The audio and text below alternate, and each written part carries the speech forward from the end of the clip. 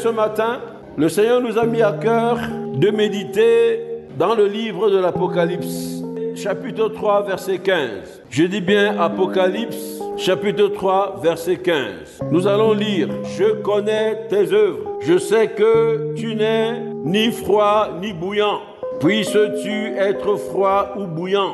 Ainsi, parce que tu es tiède et que tu n'es ni froid ni bouillant, je te vomirai de ma bouche. Verset 19. Moi, je reprends et je châtie ceux que j'aime. Aie donc du zèle et répands-toi. Ainsi, parce que tu es tiède et que tu n'es ni froid ni bouillant, je te vomirai de ma bouche. Verset 17, parce que tu dis, je suis riche, je me suis enrichi et je n'ai besoin de rien. Et parce que tu ne sais pas que tu es malheureux, misérable, pauvre et aveugle et nu. Je te conseille d'acheter de moi de l'or éprouvé par le feu, afin que tu deviennes riche et des vêtements blancs, afin que tu sois vêtu et que la honte de ta nudité ne paraisse pas, et un collier pour oindre tes yeux afin que tu vois. Moi, je reprends et je châtie tout ce que j'aime. Aie donc du zèle et répands-toi. Bien-aimés, nous allons également lire dans Luc 21, verset 19. Luc 21, verset 19. Je voudrais que nous commencions un peu plus haut, au verset 12. Luc 21, verset 12. Mais avant tout cela, on mettra la main sur vous et l'on vous persécutera. On vous livrera aux synagogues et on vous jettera en prison. On vous mènera devant des rois, devant des gouverneurs à cause de mon nom. Verset 13. Cela vous arrivera pour que vous serviez de témoignage. Verset 14. Mettez-vous donc dans l'esprit de ne pas préméditer votre défense. Car, verset 15, car je vous donnerai une bouche et une sagesse à laquelle tous vos adversaires ne pourront résister ou contredire. Vous serez livrés même par vos parents, par vos frères, par vos proches et par vos amis. Et ils feront mourir plusieurs d'entre vous. Vous serez haïs de tous à cause de mon nom. Mais il ne se perdra pas un cheveu de votre tête. Verset 19, qui est celui où nous nous focalisons. Verset 19, il dit, par votre persévérance, vous sauverez vos âmes. Amen.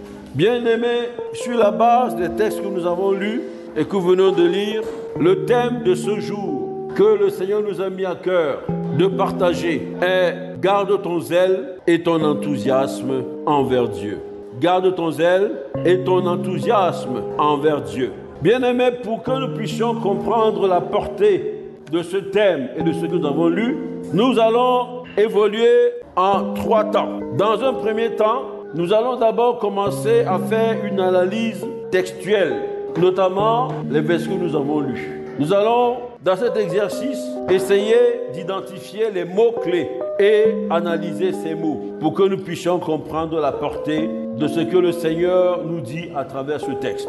Nous allons ensuite, dans un deuxième temps, nous poser la question de savoir quelles sont les raisons de la survenance de la tiédeur dans ta vie spirituelle. Qu'est-ce qui peut faire pour que tu deviennes tiède dans ta vie spirituelle? Quelles sont les raisons? Et c'est normal parce que si nous connaissons les raisons, nous pouvons mieux nous préparer à résister à l'attiédissement de notre foi. Et ensuite, dans un troisième temps, nous allons nous interroger comment faire pour garder notre zèle en Christ Jésus. Bien-aimés, dans l'analyse textuelle qui passe par l'identification des mots-clés, nous avons un certain nombre de choses particulièrement importantes pour notre édification ce matin. Dans le verset 15, le Seigneur utilise un verbe. Il dit « je connais ». Il dit « je connais tes œuvres ». Est-ce que c'est surprenant? On a affaire à qui? Un Dieu qui est quoi? Omniscient. Un Dieu qui sait tout. Un Dieu pour qui rien n'est obscur dans ses yeux. Un Dieu qui connaît les cœurs et qui sonde les reins. Bien-aimés, nous sommes souvent surpris de savoir que Dieu porte un regard attentif sur chacun de nous et sur nos voies. Je voudrais ce matin que tu saches, bien-aimé, que dès lors que tu donnes ta vie à Jésus, tu deviens la prunelle de ses yeux. Et il veille sur toi jour et nuit. Vous le verrez où? Dans Deutéronome 32, verset 10. C'est clair. Dieu dit, il l'a gardé. Il l'a gardé. Il a gardé qui? Israël. Il l'a gardé comme la prunelle de son œil. Israël est quoi? C'est le peuple élu de Dieu. Et toi et moi, nous sommes quoi? Nous sommes des enfants de Dieu. Nous sommes des élus de Dieu. Nous sommes choisis par Dieu. Souvenez-vous de ce que le Seigneur Jésus a dit. Seigneur, ce que tu m'as donné, je les ai gardés. Et je n'ai perdu aucun, sauf celui, le fils de la perdition. Ça veut donc dire que dès que Dieu te choisit, dès que tu deviens enfant de Dieu, sache que Jésus, il est quoi? Le juste et le bon berger. Il veille sur chacune des brebis. Il dit même dans sa parole de Dieu que qui d'entre vous a une seule brebis, s'il la perd le jour du sabbat, si la brebis tombe dans le puits, il ne va pas aller la chercher. Ou alors, quel est celui qui parmi vous a 100 brebis, il en perd une. Il va abandonner les 99 pour aller d'abord chercher l'autre et ramener dans le troupeau.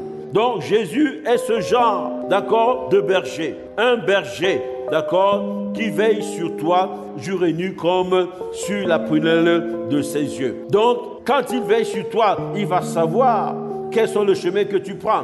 Il va savoir les contours que tu prends. Il va savoir ce que tu penses, puisqu'il connaît les cœurs, ils sont dans les reins. Avant même que tu dises quelque chose, il sait déjà. Je connais tes œuvres. Tu ne peux pas cacher tes œuvres à la connaissance de Dieu. Jamais. Bien-aimé, Dieu connaît ton nom. Il sait tout ce que tu fais. Rien n'est obscur à ses yeux. Au moment où tu marches avec Christ, bien-aimé, sache qu'il te regarde. Il voit ce que tu fais. Il connaît ton niveau d'engagement. Il connaît l'état de ton cœur. Jésus dit à l'église de Laodicée, je connais tes œuvres. C'est dans les lettres que, n'est-ce pas, Jésus, par Jean, à l'île de Patmos, d'accord, il a eu la révélation. Jésus lui a parlé, dit, écrit à l'ange de l'église. C'est-à-dire que ces églises, il y en avait 7, n'est-ce pas? Jésus avait une appréciation pour chacune des églises. Et il a voulu que, n'est-ce pas, les pasteurs soient informés de ce qu'ils pensent, n'est-ce pas, de l'église, et qu'ils puissent redresser le bateau là où il fallait le redresser. Le deuxième mot-clé, c'est tiède. Je sais que tu es tiède. Je sais que tu es tiède. Oui, bien-aimé, c'est le deuxième mot-clé que nous prenons. Être tiède, c'est être ni chaud ni froid. Cela signifie que tu n'as pas de véritable identité. Tu n'as pas de véritable caractère. D'accord? Tantôt tu es à droite, tantôt tu es à gauche. D'accord? C'est une bouillabaisse, comme on dit, au sud de la France. Donc, tu n'es ni chaud ni bouillant. Tu n'as pas de caractère. Tu n'as pas d'identité. L'église de Laodicée, quand on la voyait dans ses œuvres, dans sa façon d'être, dans sa façon de paraître, on ne peut pas dire qu'elle était chrétienne de manière tranchante. Et Jésus le leur fait observer. Or, quand on regardait l'église de Laodicée, on va reconnaître des traits du monde dedans. D'accord? Donc, il y avait un mélange. Il y avait un melting pot. Or, l'église de Dieu est appelée à être sainte. L'église de Dieu est appelée à être mise à part. C'est-à-dire, l'église de Dieu est censée être séparée du monde. On se comprend? Et toi, la question qui t'est posée aujourd'hui et la question qui m'est posée, c'est quelle est la véritable identité? Quelle est mon identité? Est-ce que je suis séparé du monde? Parce que souvent, quand tu continues à faire le culte des crânes, à l'ouest du Cameroun, on fait le culte des crânes. Quand tu, n'est-ce pas, continues à participer aux funérailles, quand tu continues à faire des danses traditionnelles consacrées aux esprits familiers, quand tu participes au ngondo, etc., quand tu participes au dieu de l'Ankam, etc., donc, toutes ces choses, est-ce que réellement tu es chaud? Tu n'es ni chaud ni bouillant. Parce que tu te plais, tu te fonds, tu préfères te fondre dans ta masse, soi-disant que tu défends ta culture.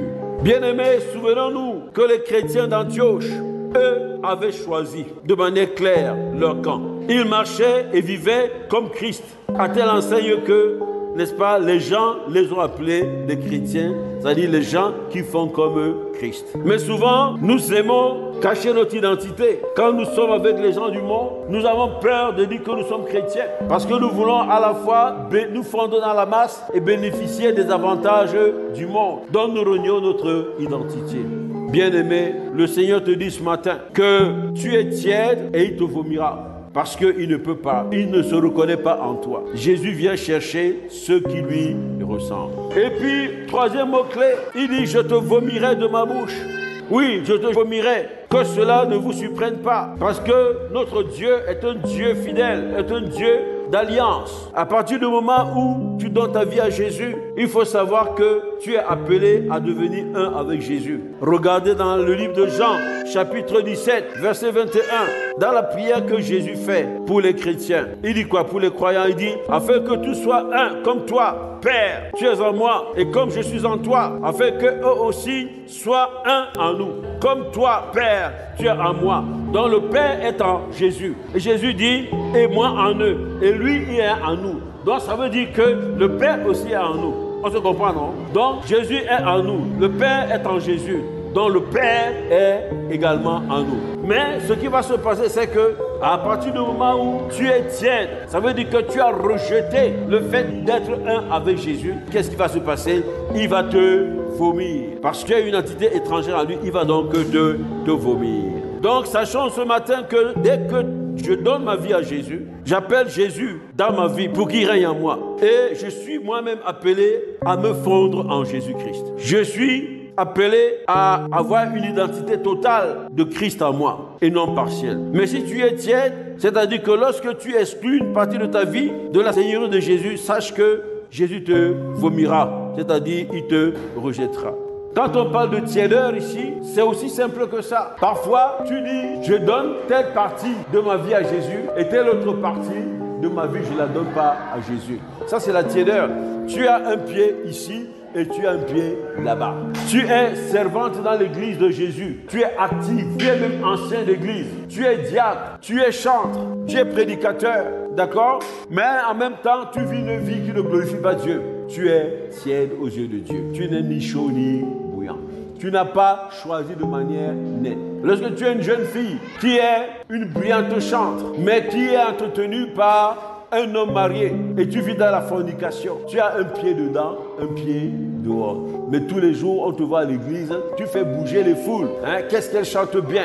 Tout simplement, voilà les mots-clés que nous vous avons retenus comme entrée en matière dans le thème de ce matin. Alors, quand on a compris ce que c'est que être tiède, quand on a compris que être tiède a des conséquences dangereuses pour moi, je risque d'être vomi par Jésus-Christ, alors que je dois marcher avec lui jusqu'à la destination finale. Je dois me poser la question de savoir, connaître les raisons pour lesquelles je peux être amené à devenir tiède. Les raisons sont nombreuses et elles diffèrent selon les cas. Mais ici, nous allons évoquer quelques-unes de ces raisons. Premier point, dans Apocalypse 3, au verset 17, la parole nous parle de l'orgueil spirituel. Parce que tu dis, je suis riche, je me suis enrichi, je n'ai besoin de rien, et parce que tu ne sais pas que tu es malheureux, misérable, pauvre, aveugle et nu. Donc, nous avons ici affaire à quelque chose qui nous amène à l'orgueil. L'église de Laodicée, à un moment donné,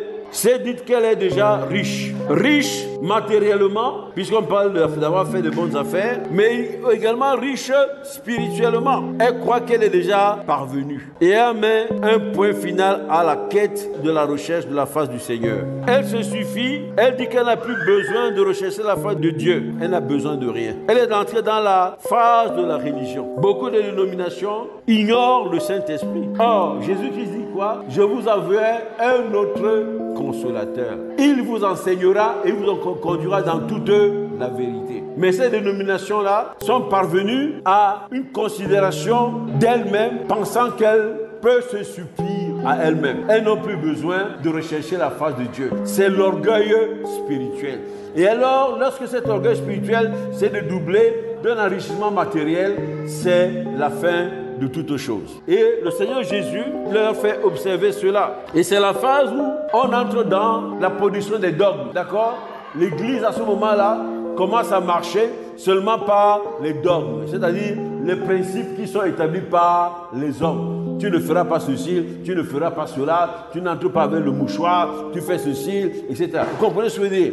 Donc, on commence à produire des dogmes qui sont en fait des principes humains qu'on vient greffer dans l'Église de Dieu. Alors que pour Jésus-Christ, ce n'est pas ça l'essentiel. Alors, beaucoup d'entre nous tombent dans ce piège de l'autosuffisance spirituelle ou l'autosuffisance matérielle. Et nous cessons à ce moment-là d'avoir faim et soif de Dieu. Et nous cessons de présenter nos vases à Dieu, d'accord, comme la veuve pour recevoir le flot intarissable de l'huile divine. Vous comprenez? C'est-à-dire que nous, comme la veuve, elle a présenté les vases. Quand c'était fini, lui s'est arrêté. Mais nous, on a arrêté de présenter nos vases à Dieu, d'accord? Donc l'huile ne peut plus couler. La connaissance ne peut plus couler. La connaissance de la volonté de Dieu ne peut plus couler. C'est-à-dire, la compréhension des mystères divins ne peut plus couler. La spiritualité même finit par mourir. L'humanité et les mondanités n'ont pas de place dans la maison de Dieu, mais il faut au contraire rechercher la direction, la lumière divine. Vous comprenez que, en fait, quand on parvient à ce niveau, on introduit dans le monde, dans l'église de Dieu, l'humanité. C'est l'âme, les sentiments, les pensées humaines, parfois manipulées par l'ennemi, qui vont prendre toute la place. On commence à faire les tontines à l'intérieur de l'église. On fait un certain nombre de choses comme ça. Vous comprenez? Donc, l'église devient un lieu de rencontre, un lieu d'organisation de la vie sociale. C'est comme les associations dehors, tout simplement. On a cessé de tendre le vase à Jésus-Christ. On a cessé de chercher à écouter Dieu et à mettre en pratique sa parole. Alors que c'est en écoutant Dieu, en entendant Dieu et en mettant sa parole en pratique qu'on a une richesse qui est éprouvée par le feu. Donc, c'est la première chose. L'orgueil spirituel et l'orgueil matériel qui viennent engluer l'Église et la séparer, n'est-ce pas, de Dieu qui te donne la force, la lumière de pouvoir le suivre. Autre chose qui peut faire que tu deviennes tiède, bien-aimé, c'est l'absence d'un véritable brisement. J'ai déjà dit ici à plusieurs reprises que le brisement, en réalité, c'est la réponse que nous pouvons apporter et nous devons apporter où Satan a injecter le venin, n'est-ce pas, à l'homme en disant désobéissez à Dieu, vous serez comme Dieu. Lui-même sait que si tu manges l'arbre de la connaissance du bien et du mal, tu seras comme lui. Donc, deviens indépendant. Et le brisement, c'est en réalité la réaction que tu dois avoir pour casser l'influence de ce venin dans ta vie. Pour dire non, je ne peux pas devenir comme Dieu. D'accord? Moi, je reconnais que je ne peux rien sans lui et je me soumets donc à lui, je deviens obéissant. Donc, quand tu n'es pas véritablement brisé, qu'est-ce qui va se passer? Tu ne peux pas sentir la nécessité constante d'être soumis à Dieu et de lui obéir. Tu commences à t'obéir à toi-même, n'est-ce pas? Tu es Dieu pour une partie de ta vie. Donc tu commences à obéir à un certain nombre de normes qui sont des normes du monde. Et à ce moment-là, qu'est-ce qui se passe? Tu deviens tiède. Tu n'es ni chaud ni bouillant. Parce que tu n'en sens pas la nécessité. Tu n'es pas véritablement brisé. On se souvient de l'enseignement sur converti mais non brisé. D'accord? Tu es un converti, peut-être, mais tu n'es pas brisé. Donc, Jésus est vraiment le modèle qui nous montre que lui, le Fils de Dieu, a compris cette affaire de toujours dépendre de Dieu, de toujours dépendre de son Père. Et c'est ça qui fait qu'il est toujours, il dit, mon Père, c'est de faire la volonté de mon Père. C'est de faire la volonté de mon Père. Parce qu'à cause de cette connexion qu'il a, à cause de ce brisement total, abandon filial, il va toujours chercher à faire la volonté du Père. Donc il sera toujours chaud, il sera toujours bouillant. Il dit en Jean 4, verset 34, ma nourriture c'est de faire la volonté de celui qui m'a envoyé et d'accomplir son œuvre. Et dans Jean 5, verset 19, il dit en vérité, je vous le dis, le Fils ne peut rien faire de lui-même. Il ne fait que ce qu'il voit faire au Père. Et tout ce que le Père fait, le Fils aussi le fait pareillement. Vous comprenez donc que le brisement est la chose fondamentale qui te permet d'être toujours connecté au Père et de chercher à faire que sa volonté. Tu vas la faire de manière prompte, sans attendre. Donc, bien-aimé, cherche à atteindre un niveau absolu du brisement pour que la tiédeur ne vienne pas te bousculer, ne vienne pas te gagner. Troisième point qui fait que tu puisses tomber dans la tiédeur. Nous sommes dans le monde, mais nous ne sommes pas du monde. Et nous vivons l'adversité ambiante et oppressante. À cause de cette adversité du monde, à cause de toute cette tribulation, eh bien, tu peux être amené à perdre ton zèle. Par exemple, dans une maison, une dame a cru, son mari n'a pas cru. D'accord? Si cette dame est oppressée, opprimée dans sa foi, ou les enfants qui ont cru sont opprimés dans leur foi, ou quiconque qui se lève pour Christ dans une famille d'incroyants, eh bien, ces gens-là peuvent être tellement opprimés qu'ils peuvent devenir tièdes. Quand ils veulent prier, on ne veut pas. Quand ceci, quand cela, ça peut les amener. Mais Dieu dit que nous devons plutôt persévérer. On a vu ça tout à l'heure, n'est-ce pas? Pour sauver nos âmes. C'est dans Luc 21 qu'on a lu tout à l'heure. Quatrième raison qui peut vous amener à la tiédeur, la paresse dans ta vie spirituelle. Bien-aimé, la paresse est fortement condamnée par la parole de Dieu et vue comme un péché. Dans Proverbe 6, verset 9, il est dit, paresseux, jusqu'à quand seras-tu couché? Quand te lèveras-tu de ton sommeil? Donc en réalité, la Bible considère que celui qui est paresseux, n'est-ce pas, est un fainéant et qu'il se fait du mal à lui-même. Si tu es paresseux dans la maison de Dieu, dans ta vie spirituelle, tu ne peux pas parvenir aux richesses que Dieu te donne. D'accord? Tu peux même perdre ton zèle si tu es paresseux. Si au moment de prier, tu ne pries pas, au moment d'aller à l'église, au moment de faire ceci, n'est-ce pas, pour Dieu, tu ne le fais pas parce que tu es paresseux, tu risques de perdre ton zèle pour Dieu. Et cette paresse se décline de plusieurs manières. D'abord, la paresse pour la méditation de la parole. Oui, si tu ne médites pas la parole au quotidien, si tu es paresseux pour lire la parole, il y a un danger. C'est la parole qui est la plateforme à partir de laquelle tu es bâti et à partir de laquelle tu grandis en Christ Jésus. Pourquoi? Parce que la parole bâtit ta foi. La parole bâtit ta piété, c'est-à-dire aiguise l'intérêt que tu as pour les choses de Dieu. La parole te donne de grandir dans l'amour divin.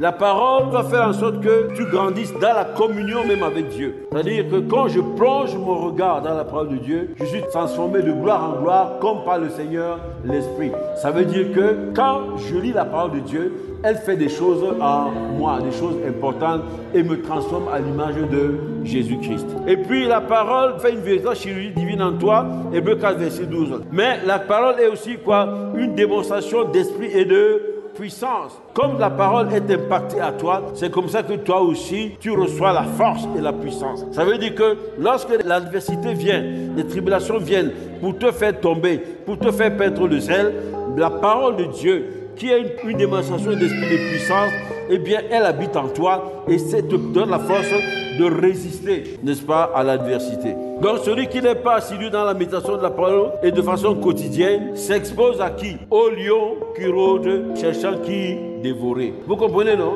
Le lion, là, ne peut pas dévorer quelqu'un qui est parole. Il ne peut pas, parce que la parole est un feu dévorant, un marteau qui brise le roc. Il ne peut pas. Mais si toi, tu es timide, tu n'as pas le zèle de la méditation de ta parole, eh bien, tu t'exposes au lion rugissant qui rôde autour, cherchant qui dévorer. Et tu risques d'être dévoré. J'ai dit tout à l'heure, la parole est un feu dévorant, un marteau qui brise le roc. Elle ne doit jamais s'éloigner de ta bouche. C'est ce que dit Josué 1, verset 8. Non seulement tu la médites, mais il fait également la déclarer. C'est ce que ça veut dire. Il y a également la paresse, peut être la paresse dans la prière. La prière est l'arme la plus puissante, n'est-ce pas, mise à ta disposition. Je ne sais pas si tu le sais. Nous devons savoir que la prière est plus puissante que la bombe atomique. Pourquoi la parole est-elle plus puissante que la bombe atomique? Parce qu'elle mobilise le Dieu de l'univers. Elle mobilise le Dieu omnipotent, omniscient et omniprésent. Donc, quand le Dieu se lève de son trône pour intervenir dans la vie de son fils, il n'y a rien qui peut résister. C'est pour ça qu'on dit que la prière est une arme puissante, plus puissante que plusieurs bombes atomiques. Juste pour donner une image. Dans le psaume 109, vous allez voir ça. David le dit très bien. Dans les combats qu'il a, il dit « Dieu de ma louange, ne te tais point, car ils ouvrent contre moi une bouche méchante et trompeuse. Ils me parlent avec une langue mensongère. Ils m'environnent de discours haineux. Ils me font la guerre sans cesse. Tandis que je les aime, ils sont mes adversaires. Mais moi, je recours à la prière. Mais moi, je recours à la prière. » Pendant que tous ces gens-là le combattent, ils sont haineux vis-à-vis de lui, des discours méchants, ils lui souhaitent du mal, etc. Il attend de toutes parts. Il dit quoi? Moi, je continue à les aimer, mais je recours à la prière. Il n'a pas pris les armes, il n'a pas pris l'épée, la lance, mais il s'est réfugié dans la prière. Donc, bien-aimé, si tu es paresseux pour prier, tu risques de voir ton zèle en Christ diminuer et la tiédeur t'envahir. La paresse peut aussi être la paresse dans les exercices spirituels, tels que le jeûne. Parfois, ils sont paresseux dans le jeûne. Parfois, ils sont paresseux pour témoigner Christ. Parfois, ils sont paresseux pour louer et adorer. Alors que quand tu loues, tu adores, tu invoques la présence de Dieu. Et quand il vient avec sa puissance, il impartit ta vie, d'accord, de force et de puissance. Parfois, cette paresse se traduit par une faible détermination de résister au péché. Donc, tu dois être déterminé, n'est-ce pas, à combattre le péché. Le péché commence par la pensée. Satan va manipuler ta pensée, d'accord? Immédiatement, quand tu vois que c'est une pensée qui n'est pas de Dieu, dis-lui, Satan, tais-toi, tu n'as rien à me dire, tu n'as rien à moi, d'accord? Donc, tu dois avoir la détermination de fuir le péché. Parfois, la paresse, c'est aussi la porte ouverte à la perversion et à la distraction. Par exemple, la télé, les images perverses, etc., qui vont avilir ton âme, d'accord? Parfois, tu ouvres une porte comme ça à la perversion. Si tu vas regarder les films pornographiques, tu es en train d'ouvrir la porte à la perversion. Ça va toucher ton zèle. Le zèle, mais pour pouvoir respecter ce que Dieu dit. Parfois, il y a aussi les mauvaises compagnies qui peuvent jouer sur ton zèle. La parole de Dieu dit, les mauvaises compagnies corrompent les bonnes mœurs. D'accord? Si tu marches avec quelqu'un qui ne croit pas en Dieu, le jour où tu as un petit problème à l'église, je te dis, je t'avais dit non.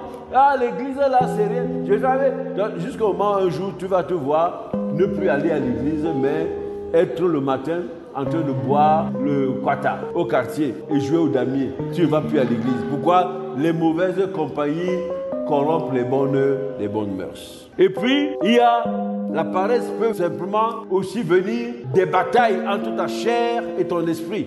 Les batailles que tu perds. Si tu laisses que la chair ait le dessus sur ton esprit, il y a un problème. Tu peux perdre le zèle pour Jésus-Christ. Bien-aimé, garde ton zèle et ton enthousiasme dans la maison de Dieu. Alors, maintenant, quand on a dit tout ça, dans le troisième temps, on va essayer de répondre à la question de savoir comment garder son zèle. Eh bien, bien-aimé, parmi tant de choses que tu dois faire, il y a, par exemple, garder en soi et exprimer à chaque fois la joie du ressuscité, la joie de ton salut. C'est-à-dire que tu dois toujours, pour que tu aies le zèle, tu dois toujours garder la joie du salut. Parce qu'il n'y a rien qui soit au-dessus de cette grâce, la grâce du salut que Dieu t'a donnée. La grâce de savoir que tu vas vivre avec Dieu éternellement dans sa félicité éternelle. D'accord? C'est la plus grande joie. Quelles que soient les difficultés, tu ne dois jamais perdre la joie du salut, la joie du ressuscité. Donc, la première chose, pour que tu puisses garder ton zèle, il faut que tu aies cette joie du salut. Et cette joie procède à chaque fois de la prise de conscience de l'importance, la portée de l'œuvre accomplie par Jésus-Christ à la croix pour toi. Ça veut dire que pour que tu puisses garder cette joie, il faut que à chaque moment, tu évalues l'importance de l'œuvre que Jésus a faite à la croix pour toi. Les souffrances qu'il a endurées, n'est-ce pas? Et la porte de réconciliation qu'il a ouverte pour toi avec le Père. Donc, tu dois pouvoir à chaque instant dire, c'est pas possible. Mets-toi à la place de Jésus. Mets-toi à sa place. Regarde comment il a souffert. Regarde comment il a été rejeté. Regarde comment il a été insulté, etc., etc. Toutes ces souffrances-là, rien que pour toi. Tu dois garder ça à chaque instant et ne jamais minimiser cela. Et célébrer, parce que la croix, c'est le lieu de souffrance, mais c'est également le lieu de la réconciliation avec le Père. La porte de la vie éternelle. Tu dois exprimer cette joie par la louange et l'adoration constante, chaque fois, permanente. Ça veut dire que, à cause de cette joie, quand je me lave, je loue. Quand je me lève, je loue, etc. Je suis toujours en train de louer. Pourquoi? J'ai la joie du salut. Et je célèbre Jésus-Christ. Et je bénis mon Dieu pour cette grâce de m'avoir donné ce salut. Tu dois pratiquer le partage de cette joie par l'engagement à propager la bonne nouvelle. J'ai parlé de garder la joie du salut. Si tu es joyeux, si tu es vraiment généreux, tu ne vas pas garder ça pour toi seul. Tu vas partager avec les autres. Donc, ça va t'amener à propager la bonne nouvelle. À temps et à contre-temps. Et puis, comment garder son zèle? Tu dois demeurer dans l'amour de Dieu et grandir dans cet amour, demeurer dans l'amour de Dieu. C'est l'amour qui va te faire t'engager véritablement. Puisque quand tu aimes, tu n'aimes pas te séparer de la personne. Tu aimes faire des choses pour la personne. Tu aimes plaire à la personne. D'accord? Jean 15, 9 dit quoi? Jésus dit, comme le Père m'a aimé, je vous ai aussi aimé. Demeurez dans mon amour. C'est quand tu demeures dans l'amour que ton zèle véritablement grandit et se manifeste. Et ce que les autres voient comme étant un fardeau, toi tu ne sens pas le poids de ça. Parce que l'amour te transporte et te donne l'énergie de faire ces choses-là de manière désintéressée. On se comprend? Il y a aussi autre chose. Tu dois grandir pour garder ton zèle dans la communion avec Christ. On l'a dit tout à l'heure, dans la communion avec Christ. C'est la parole faite chair. Donc tu dois toujours être en train de méditer la parole. Tu dois également faire l'exercice spirituel, le jeûne, etc., pratiquer la charité, faire un certain nombre de choses comme ça qui touchent le cœur de Dieu. Tu dois développer une communion et une intimité avec le Saint-Esprit. Parce que le Saint-Esprit de Dieu va te montrer de dire ce que Dieu veut que tu fasses à un moment donné. Et puis, c'est l'esprit de force et de puissance et l'esprit de toutes les vertus. Donc, quand tu as une communion et une intimité avec le Saint-Esprit, eh bien, tu as la puissance, la force de toujours continuer la marche avec Jésus-Christ, quelles que soient les difficultés que tu vas rencontrer. Et ton zèle ne sera pas attaqué, ne diminuera pas. Tu dois avoir la crainte de l'Éternel qui est le commencement de la sagesse. Et puis, pour que tu gardes ton zèle, tu dois également faire quoi? Témoigner Christ, évangéliser.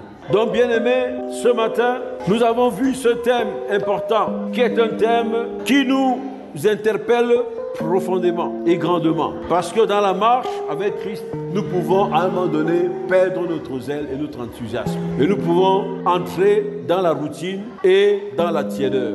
Mais le Seigneur nous dit ce matin qu'au lieu de perdre ton enthousiasme et ton zèle, tu es appelé à avoir du zèle plutôt, qui fera que tu ne sois pas tiède, mais bouillant pour servir Christ.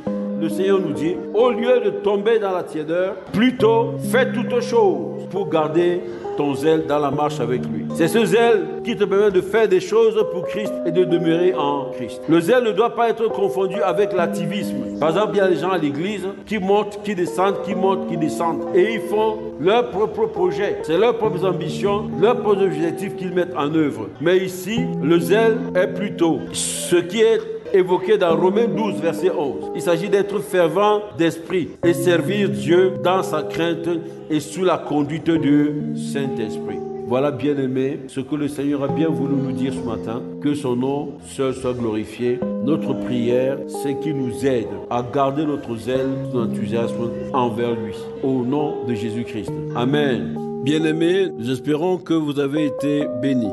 Pour toutes questions et sujets de prière, bien vouloir nous contacter sur nos différentes plateformes.